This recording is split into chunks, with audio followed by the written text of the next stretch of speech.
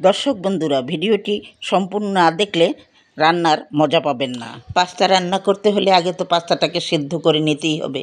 তাই হাঁড়িতে পানি দিয়ে দিলাম। ফুটন্ত পানির মধ্যে 1 চা চামচ পরিমাণ খাওয়ার তেল দিলাম। দিয়ে দিলাম পাস্তাটাকে 10 মিনিট সেদ্ধ করে নেব। 10 মিনিটেই পাস্তাটা সিদ্ধ হয়ে যাবে। ফিরে এলাম 10 মিনিট পর। দেখুন তাহলে পাস্তাটা কীরকম সেদ্ধ হয়েছে। এই যে দেখতে পাচ্ছেন পাস্তাটা সিদ্ধ হয়ে গেছে। এখন পানিটা ঝেড়ে ফেলে দিয়ে এটাকে এখন তৈলে রান্না করব। কড়াইতে তৈল দিয়ে দিলাম আধা কাপ। 1 কাপ পরিমাণ পেঁয়াজটার পানি টেনে এলে তার মধ্যে দিয়ে দিলাম মুরগির মাংসের কিমা। এই কিমাটা আমি আগেই তৈরি করে রেখেছিলাম। তার সাথে দিয়ে দিলাম গোলমরিচের গুঁড়ো এবং এখন দিয়ে দেব সবগুলো পাস্তা। এই রান্নায় আমি কোনো সয়া সস বা অরিগানো ব্যবহার করছি না।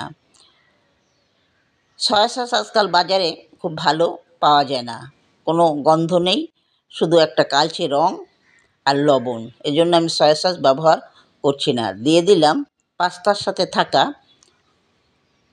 মশলা। সব কিছুকে এখন আমি ভালোভাবে মিশিয়ে নেব।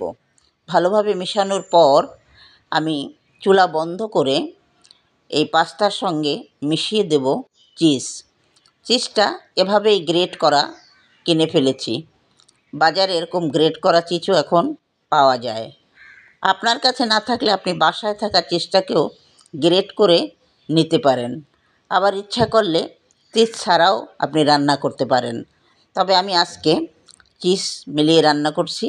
এই দেখুন সাদা সস, যেটা আমি আগেই তৈরি করে রেখেছি। এই সাদা সসের সঙ্গে এখন পাস্তাটাকে মিলিয়ে দেব।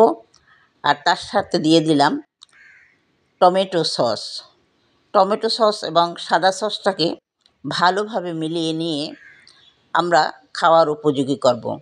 তবে আপনি চাইলে সাদা সস ব্যবহার না করেও পারেন, আবার চিজটাকে না দিয়েও পারেন, সিম্পলি রান্না করতে পারেন। তবে আমি সাদা সসের সঙ্গে চিজ মিলিয়ে আজ রান্না করছি পাস্তাটা।